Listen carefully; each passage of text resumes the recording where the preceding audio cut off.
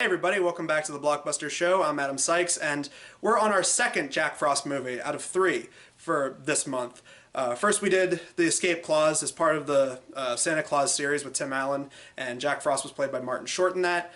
So now we're doing the Snowman movies. We're getting down to the family movie, and then after this we got the horror movie.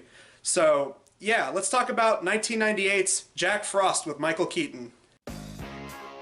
Charlie, it's me, it's Dad. What? So I'm supposed to believe that you're my dad? You were the one who played on the magic harmonica. I thought you made that up. So did I. That's the snowman. Honey. Charlie's run away with the snowman. Really? What's the snowman look like? 3 bowls, 2 stick arms?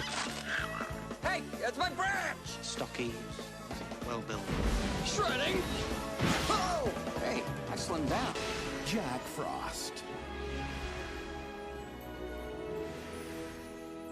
Did you know there's a very interesting story of someone who worked at a Blockbuster Video, and a mother and her kid came into the store and they asked if they could have this movie, the family movie, and the guy decided to swap them out and he gave them the horror movie instead as a joke. Did you know about that story? As a person who worked at Blockbuster Video, that was either that person's last week and they wanted to go out on a bang, or they were just asking to be fired. So, in terms of the plot, have you seen Liar Liar? Have you seen Dr. Dolittle? Have you seen any of those 90s family movies where the father is kind of a deadbeat and not there for his family enough, and then some kind of magical intervention makes him realize he could be a better man? Well, you get it again with this movie. As a touring musician clinging to dreams of stardom, aging rocker Jack Frost, played by Michael Keaton, never had much time for his wife, Gabby, played by Kelly Preston, and son, Charlie. A year after Jack's tragic death in a car accident on Christmas Day, Charlie plays a mournful tune on his father's harmonica. Much to his surprise, the elder Frost is magically brought back to life as a snowman on the family lawn. Given a second chance, Charlie and Jack struggle to make up for lost time. In this case, instead of making him a lawyer or a doctor or something like that, Michael Keaton plays a guy named Jack Frost who has his own band, Christmas-themed band, called the Jack Frost Band. I guess he was trying to take a page out of Bruce Springsteen and all that kind of thing. It's like, or Dave Matthews. It's like, oh, it's my name, the band. Yeah, and they do a bunch of like Christmas-related songs. Like they do a cover of Frosty the Snowman at one point. I looked this up on IMDb when I was done watching the movie. Apparently, this movie may not have done well at the box office, but the soundtrack sold like gangbusters, so that's something. So, of course, being a rock star who spends way too much time in the booth, Jack needs to realize he needs to be a better father, be there for his son, be there for his wife. And divine intervention comes in the form of him driving late at night. He ends up going off-road, I guess, and he dies. And so 1 year later, flash forward, and he comes back to them in the form of a half CG, half Muppet snowman. And from there you get a bunch of stuff of him hanging out with his kid. They throw snowballs and get into snowball fights with the bullies. So even though this movie came out in 1998, this movie is definitely riddled with family movie cliches from that time. I mean, you got the bullies, which we mentioned. The main kid is picked on by, you know, the big hotshot on the block and his posse. And eventually when Jack Frost comes back as a snowman, he helps the kid out in a snowball fight, in which there's a really lame joke about snowballs hitting his chest and it looks like he has boobs. Oh! What's going on? Oh, nothing.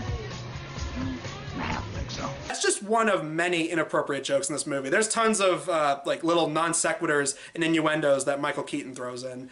And weirdly enough, as out of place as those felt, those were probably the closest thing to funny this whole movie got. Nose, come on, nose.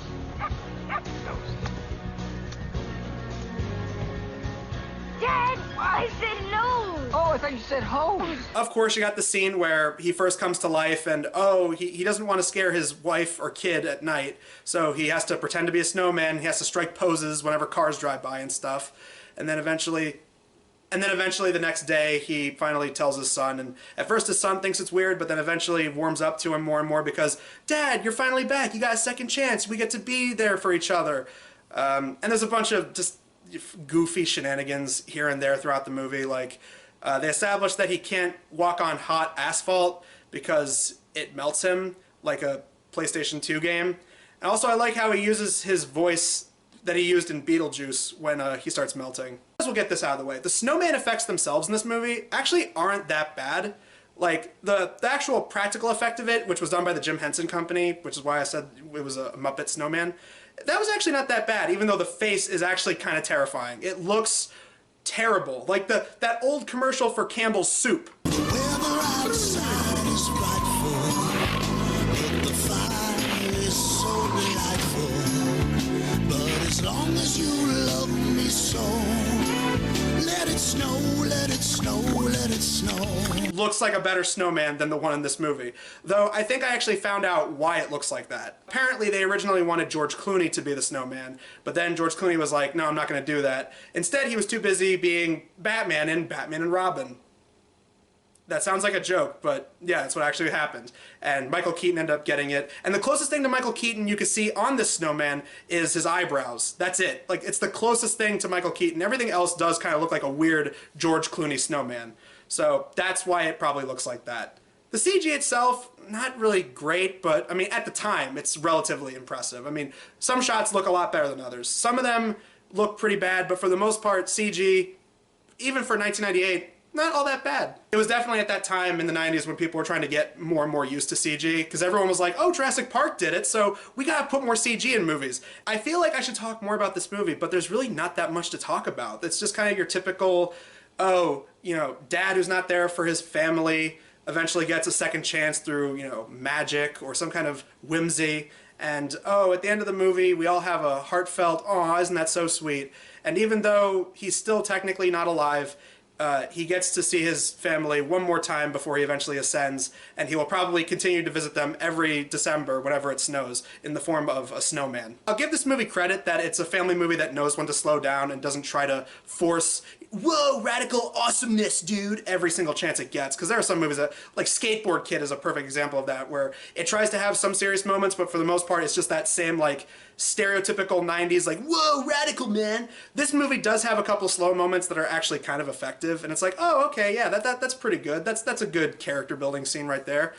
But for the most part, a lot of it's just kind of slow and drab, and the few scenes that are kind of cool, it's like, that's kind of neat, I guess. Whenever the movie got boring, whenever the movie did get boring, Whenever the movie got boring, I started looking up stuff on IMDb, and that's when I learned about the soundtrack and the George Clooney thing. One of the 4 writers of this movie went on to write Ghost Rider with Nick Cage, and he also, before that, wrote Ben Affleck's Daredevil movie. So there's that. One guy is more of a producer than a writer. Another guy who wrote it worked on, like, Grumpy Old Men and its sequel. And one guy, weirdly enough, worked on movies like Lion King and Hunchback of Notre Dame, if you can believe that. And then I found out about the director, who was mostly a TV director. This was his very first movie, and as far as my knowledge, the only other movie he directed was Dumb and Dumber When Harry Met Lloyd, which I previously reviewed on a Blockbusters video. There's nothing about this movie that screamed it needed to go straight to theaters. I guess that's why he went back to television after that, because after that I saw he had some credits on Parks and Rec, and he was also part of Arrested Development, so at least he learned his lesson after that movie. So yeah, overall, Jack Frost 1998, it's a fine movie, I guess. It's definitely not one of the worst. It has some decent slow moments. There are some neat moments here and there. CG, still kind of decent. Not great, but the CG holds up surprisingly well for a 98 release.